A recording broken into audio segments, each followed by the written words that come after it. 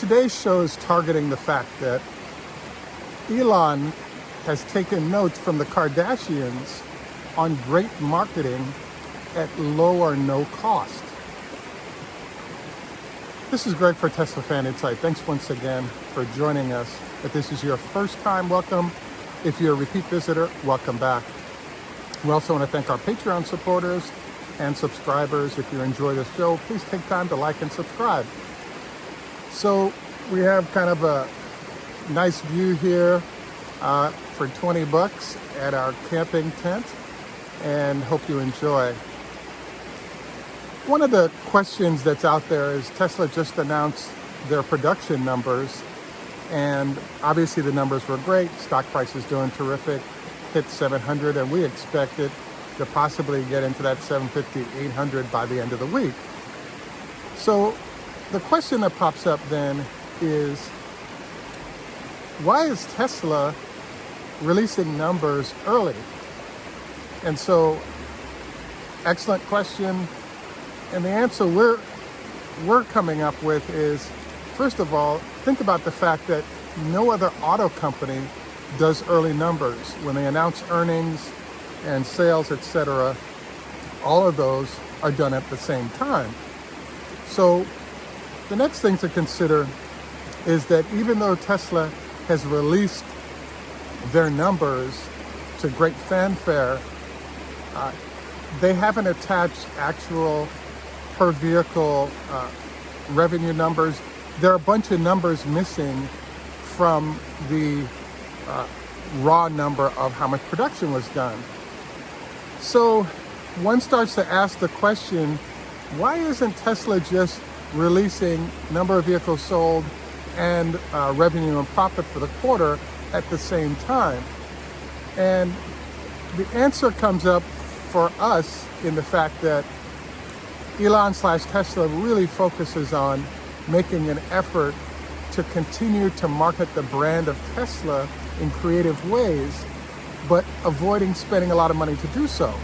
So all of the news outlets that carry Tesla's production, revenue, etc., they get a ton of ink.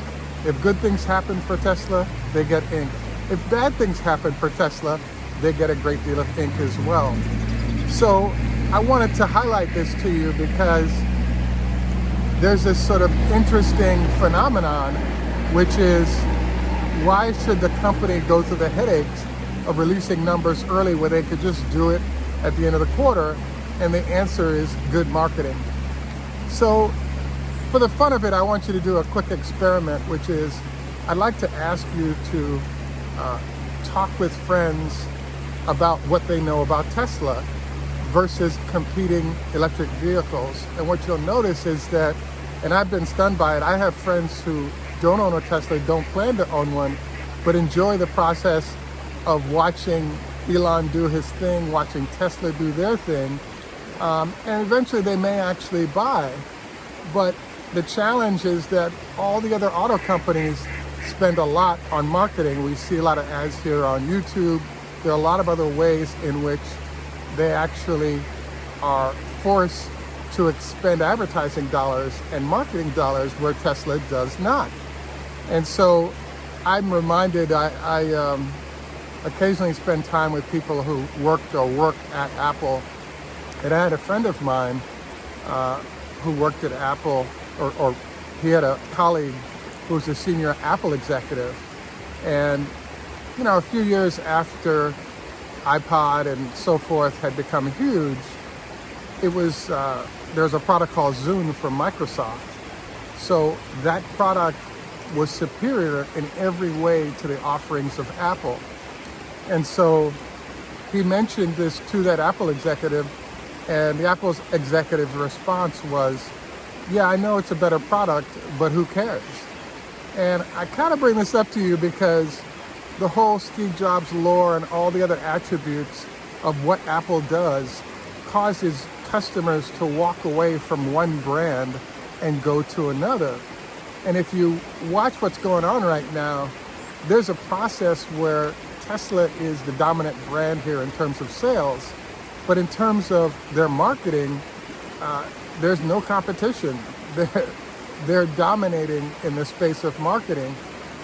And why this is big is that what I anticipate happening is that in the realm of once there's somewhat parity between cars in terms of number of miles driven, even possibly having a supercharger network that works for one of the large competitors like VW, the next question that's going to come up is, have the other brands lost their marketing edge and therefore they're a victim of the Tesla machine? If you look in China, for example, right now, yes, Tesla still has the edge on being able to resell their vehicles for more than other companies. They also have a better brand relationship with the country than any of the other new domestic brands that are out there. So as these companies are creatively trying to find ways to find gaps in what Tesla does to get the win, they're still being outsold by Tesla multiple 2-3 times to 1 when you combine all the competing names.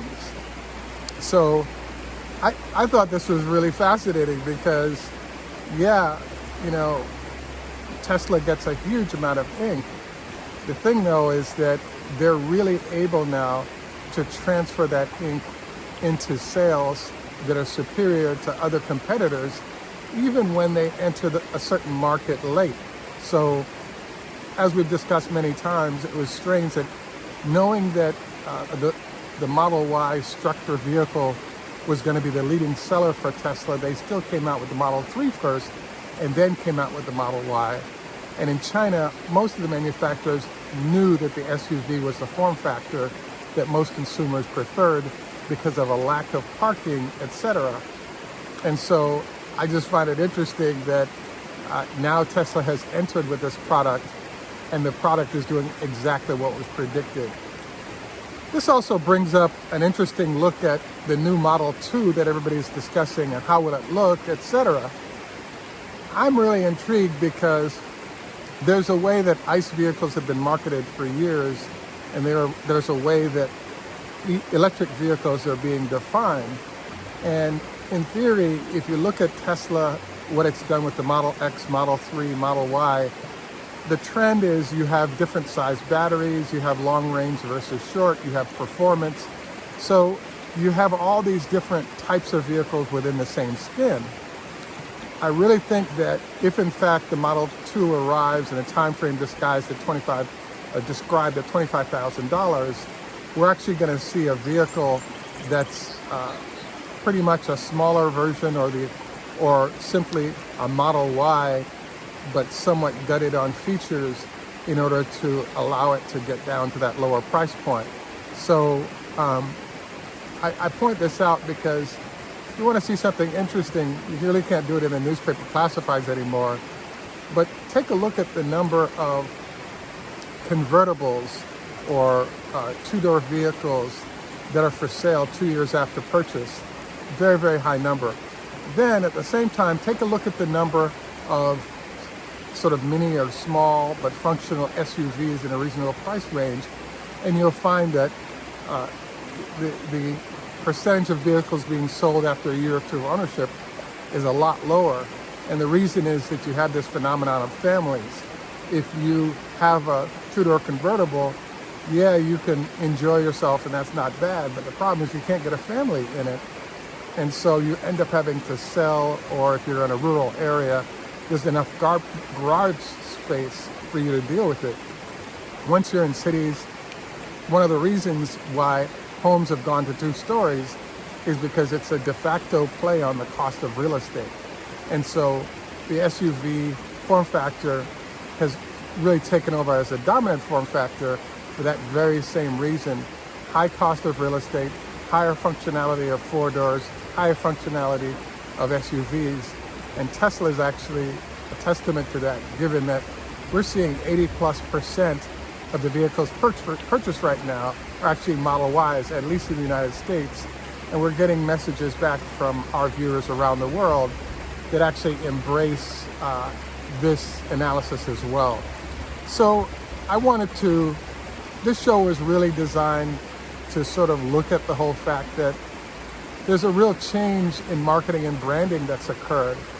And right now I have a Yahoo page, and every time I go on, there's another new sneak photo of Jennifer Lopez or Halle Berry or some other celebrity. And in essence, what they've done is said, hey, if it's working for the Kardashians, for them to appear in bikinis, and then it gets picked up on the news cycle, Tesla is definitely in the mode of how can we optimize the heavy eye from the press on who we are and what we're doing. And I think this early release of the production numbers is definitely a way to keep Tesla in 4 more news cycles a year, because pre-earnings, where they would only get 4 normally once they announce earnings and revenue and do the conference call. So for those of you who are branding marketing experts, I look forward to your constructive comments on this, because hey, it's working great for Tesla. They've got plenty of ink and press time, which keeps purchasing ideas on which vehicle to buy in mind for all of the population on a constant basis. And as we shift heavily towards electric, really there's one brand that most people have in mind, and then there are other brands like VW that are starting to come on with good products, but Tesla really has seized the marketing advantages that we're seeing right now. So again, look forward to your comments on this. The next part of our show is our usual health tips. The first one I wanted to review is I have a good buddy of mine named Dr. Dwight Tyndall, and he's a spine surgeon. He did his residency or fellowship at Stanford, and that's how we met, but he was trained at Cornell in New York. And one of the things he pointed out to me is I'm 6'3", and what he said to me was, look, your days of running on hard surfaces are over. And I wanted to let you guys know that as well, because as you age, you have challenges with knees and backs and so forth. And if you're going to do a lot of running, etc., he recommends that you only do it on grass or on a track or something of that ilk. So you might want to consider that as our primary health tip. We usually have our regulars. Don't forget your 25 leg lifts per day to strengthen your quad muscles with a 5-pound weight preferably, but it works with your own body weight as well.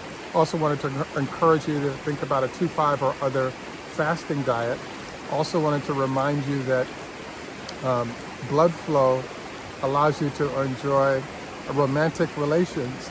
And if you eat a large meal prior to romantic relations, you run into a problem, which is that all of the blood flow to your stomach to digest the food is not available for other activities. Also wanted to encourage you to consider not going to bed within 4 hours of eating, minimum 2 to allow the food to digest. And then finally, we also wanted to encourage you to think about your circadian rhythm.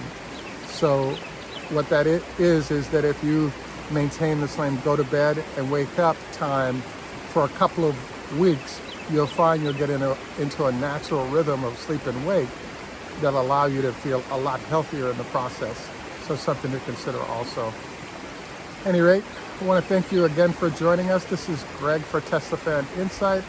Also wanted to remind you we have some SpaceX shares. We've sort of got a new allocation.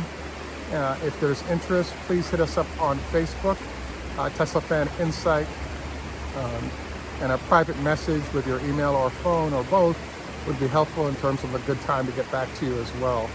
I also wanted to, I think that's about it on that. We're having some difficulty with Wix and our Teslafaninsight admin at Teslafaninsight email address.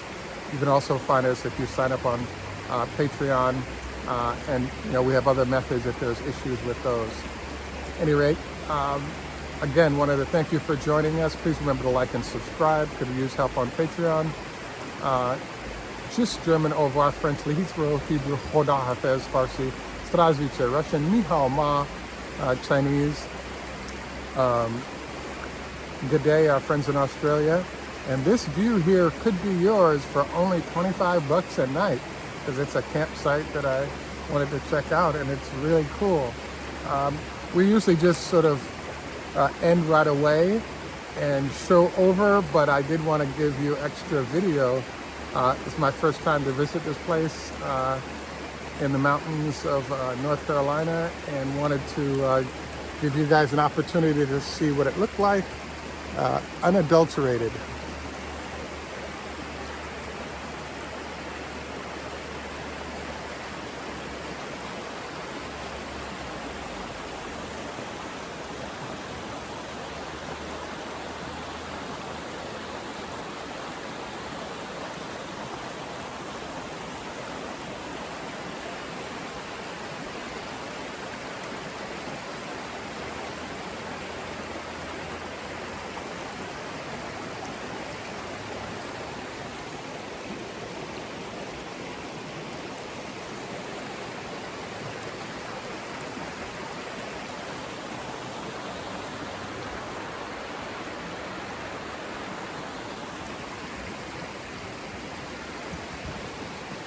Hope you enjoyed our water view for the day.